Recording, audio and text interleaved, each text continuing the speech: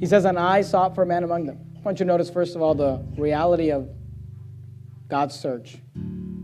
It's interesting in this verse that God doesn't say, I'm looking for an army, I'm looking for a military, He doesn't even say, I'm looking for a king.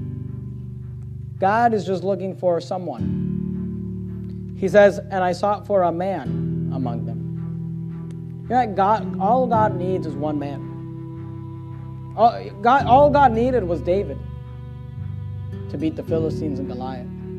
I love what Jonathan says when he and his armor bearer are going to fight the Philistines on their own. And he talks about the fact that God can do something with a little or a lot. Little is much when God is in it. I mean, that is the story of my life. You know, that is the story of this church. Little is much when God is in it. And the truth of the matter is that God does not need an entire army, an entire military, an entire nation. God is not looking for an entire movement. He's just looking for one man. He says, and I sought for a man among them. But I want you to notice, not only do we see the reality of God's search in this verse, but we see the requirement for a specific man. See, He's looking for a man, but He's not looking for any man. He's looking for a man, but He's looking for a specific man. He says, and I sought for a man among them. He says this, that should make up the hedge and stand in the gap before me for the land. See, God says, I don't need much. I just need one man. I just need one person. I just need one person who, like Isaiah, would say, here am I, Lord, send me. Ephesians chapter 6 and verse 11, he says this, put on the whole armor of God, that ye may be able to stand. See that?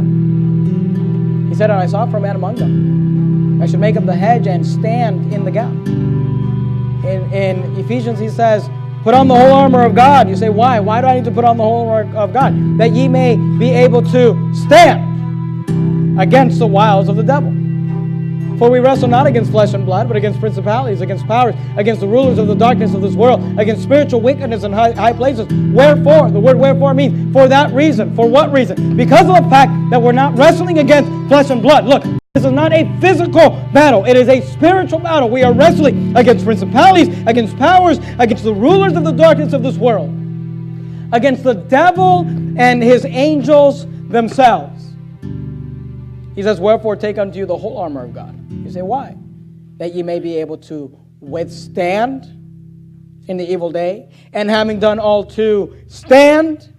He says, stand therefore, having your loins girt about with truth, and having on the breastplate of righteousness. You know what, God? He says, I want someone who's building up the hedge, and someone who's just willing to stand. And listen to me. In the United States of America, I understand that sometimes we feel like we're all alone and we need to take a lesson from Elijah when God tells him that there are 7,000 that have not bowed their knee to Baal, and I understand that, and I'm with that. But in the United States of America, it's getting to the point where we're really the last man standing. On the sins of this nation, on things like the perversion of homosexuality, the abortion holocaust, on simple doctrines and beliefs, we are really the last people standing, it feels like sometimes. I'm not saying our church, but our church and churches like ours. And we need to learn that God is simply looking for a man who is willing to stand. As he says, but I found none. Probably one of the saddest statements in all of the Word of God. God, he just got done telling us of all the shedding of the innocent blood and the perversion and the robbery and the stealing and the fact that the princes are not helping and the politicians are empowering all of this and the fact that the preachers are not standing up and making a difference between right and wrong, and they're just getting paid off, they're just going down. And God gives us all of these details, and he says, but you know what? I'm still looking for a man. If I could find someone who'll stand in the gap before me for the land, that I should not destroy him. He says, but I found none. But I found none. Therefore, verse 31, he says, for that reason have I poured out my indignation upon them. I have consumed them with the fire of my wrath. Their own way have I recompensed upon their heads, saith the Lord God. Would to God that it would never be said. Would to God that it would never be said of this nation, or of this state, or of this city, if if God looked down on the United States of America, if He looked down on the state of California, if He looked down on the city of Sacramento, that He would not say, but I found none.